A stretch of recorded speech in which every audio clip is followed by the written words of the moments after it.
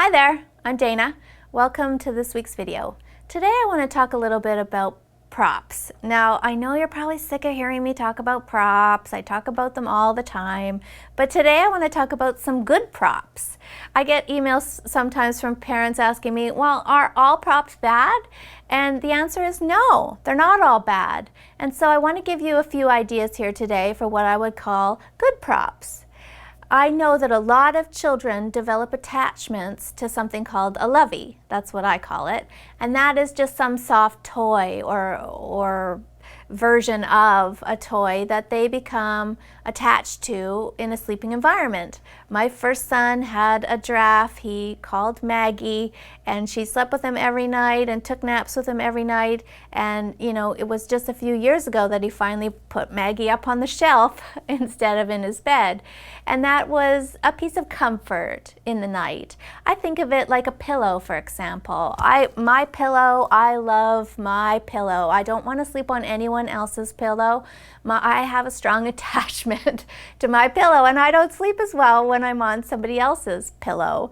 And that's really what a lovey is. It's a comfort item. Now, a lot of people say to me, well, what if we lose it or we forget it and the child's going to cry the house down and it'll be the end of the world? It's not usually, right? Because it's not the child's prop in the sense that he can't sleep without it. It's not like a pacifier in the mouth or being rocked by a parent or having a bottle to fall asleep to. It's just a comfort item. So the same way, I don't love to sleep on a hotel pillow. I still can and I will. It's not my favorite. Given the choice, I wouldn't, but I do. So don't panic, and if it's really concerning to you, then buy a few of them so you have some on backup. I think that they should stay in the crib. That's my opinion. I think that it's something to look forward to when it's nap time. I used to love the look on his face when he would see Maggie in the crib at nap time or at bedtime, and he'd get excited and give her a cuddle. And I thought that was really cute. And I didn't really want him to drag her around all day long because she'd get ruined faster if that were the case. A lot of children develop an attachment to a blanket, for example. Now, blankets have some health concern or some safety concerns, I should say. You want to make sure that your child is old enough that they can handle having any kind of blanket in the crib. A lot of people sometimes just use a face cloth sized blankie or cut a small square out of a blankie. That's fine too if that makes you more comfortable. And obviously, if anything is out of your comfort zone, don't do it, right? They'll still happily sleep without a lovey or a blankie. It's just something nice. If you want to offer it, it's fine. Okay? Another thing is white noise. A lot of people ask me about white noise. Is it okay? Isn't it?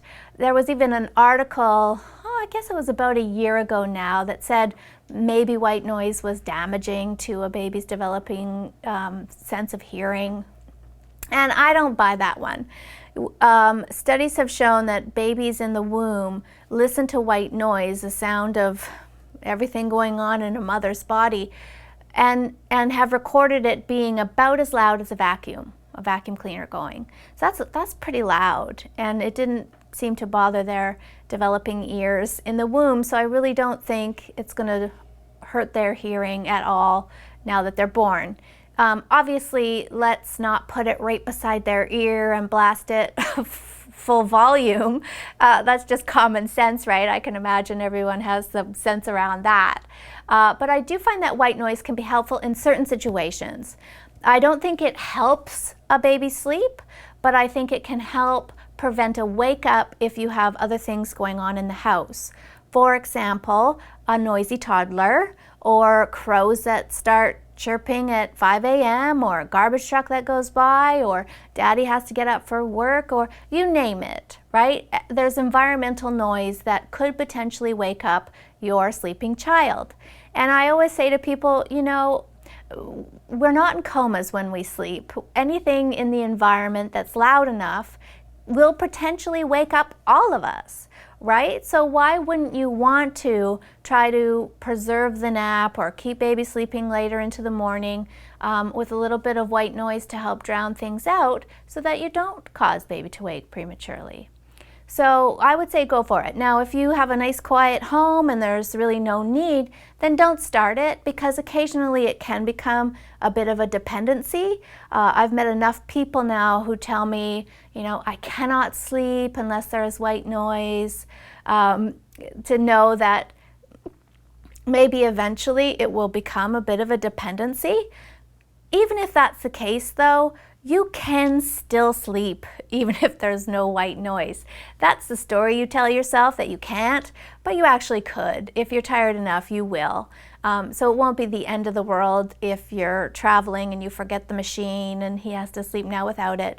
Most people can live with or without white noise, and most people don't even really notice white noise often unless it's all of a sudden turned off. Then you notice it was going. So those really are two of my favorite good props. Some people ask about music, and I think music can be a great accompaniment to a bedtime routine. It can be a great cue to the baby's body and brain that it's time to transition into night. However, once baby gets to the crib, I would recommend you turn music off, okay? Because music is something to focus on, and if she's focusing on music and falling asleep to that, and then wakes up in the middle of the night and there's no more music to focus on, that might cause a full wake up, and that might actually be distressing enough that she starts to cry, and then you have to come in and either turn it on or do something else for her. So music free when sleep is actually meant to come. Okay? I hope that helps you today. Thanks for watching. Sleep well.